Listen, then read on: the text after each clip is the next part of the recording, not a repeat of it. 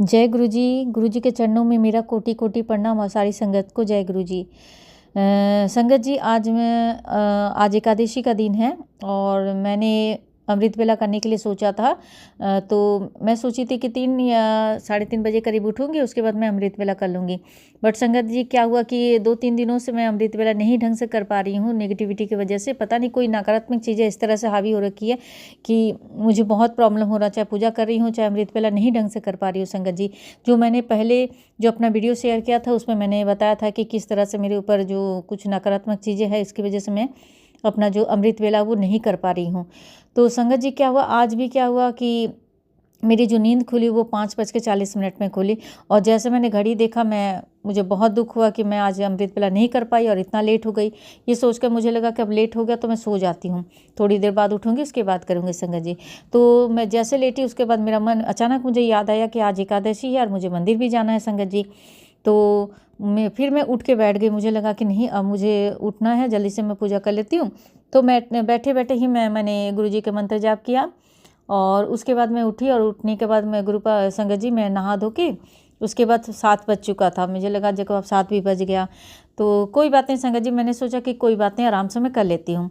तो उसके बाद मैंने पूजा वूजा किया संगत जी। पूजा करने के बाद आज मैं मंदिर भी जाना था। कल मैं किसी सत्संग में आया था कि एकादशी के दिन भोले बाबा के मंदिर में जाकर दूध से अभिषेक करना है उनका और 7 केले चढ़ाने थे संगत जी। तो और 7 गेंदे के फूल भी चढ़ाना था शिवलिंग पे। तो संगत जी, मैं सारी चीज़ों को ली। पहले मैंने घर में पूजा किया। घर में पूजा वूजा करने के बाद सूर्य देव को अर्घ दिया। अर्घ देने के बाद उसके बाद मैं सारा सामान लेकर मैं भोले बाबा के मंदिर के पास जा रही थी संगत जी।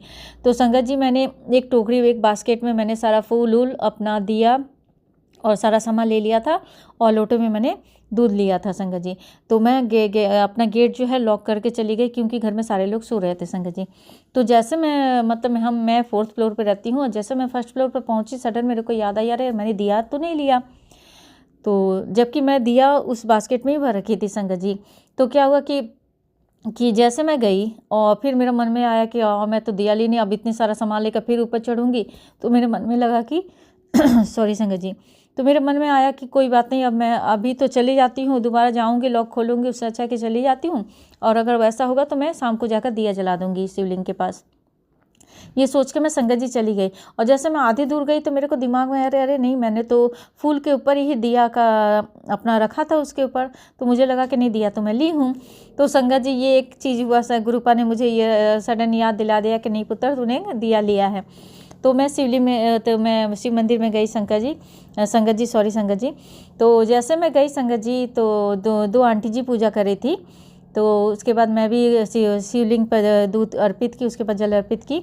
उसके बाद मैं जो गुलाब की पंखुड़ियाँ बहुत सारी लेकर गई थी और जो 7 गेंदे के फूल का उन्होंने कहा था, तो मैं 7 गेंदे के फूल लेकर गई थी संगत जी। तो उसके बाद क्या, मैंने गेंदे के फूल रखा और जितनी गुलाब की पंखुड़ियों से उसके मैंने शिवलिंग के चारों तरफ से पूरी अच्छी तरह से मैंने उसको सुंदर से उसमें सजा दिया संगत जी। तो एक आंटी जी जो मंत्र जाप कर रही थी, जब उन्होंने मंत्र जाप कर लिया तो उन्होंने देखा कि मैं बहुत सुंदर से शिवलिंग को गुलाब की पंखुड़ियों से सजाई हूँ। तो वो बहुत खुश हो गए और उन्होंने, आंटी जी ने मुझसे कहा कि आप हर दिन ऐसे ही सजाते हो फूलों से, बहुत प्यारा लग रहा। तो मैंने कहा कि नहीं, मैं आंटी जी, मैं रोज़ तो नहीं सजाती हूँ। एक्चुअली ठंड की वजह से मैं अब रोज़ मंदिर नहीं आ पाती हूँ, लेकिन पहले जैसा था कि मैं रोज़ मंदिर आती थी, लेकिन ठंड की वजह से मैं आ नहीं पाती हूँ। लेकिन घर में मैं फूलों से इस तरह से मैं सजाती हूँ अपने घर को और शिवलिंग को। तो लेकिन मंदिर में रोज़ नहीं आती हूँ और कभी कभी होता है जैसे एकादशी है या फिर आपका अमावस्या होता तो मैं मंदिर आ जाती हूँ संगत जी। तो आंटी जी बहुत खुश हो गए और मैंने कहा कि हाँ आंटी जी, भोले बाबा हैं ही इतने प्यारे कि उनको फूलों से सजाओ तो कितने प्यारे लगते हैं ना। तो वो आंटी जी भी बहुत खुश है और मुझे सुनकर बहुत अच्छा लगा कि मैं जिस तरह से भोले बाबा को शिवलिंग पे मैंने फूल रखा, चारों तरफ से गेंदे का भी फूल रखा, 7 केले जो उन्होंने कहा था आंटी जी ने, वो भी मैंने चढ़ाया और गुलाब की पंखुड़ियों से मैंने शिवलिंग के चारों तरफ से घेरे बनाकर, बहुत सुंदर अच्छा लग रहा था, प्यारा सा लग रहा था शिवलिंग। तो मैंने वहाँ मंत्र जाप किया।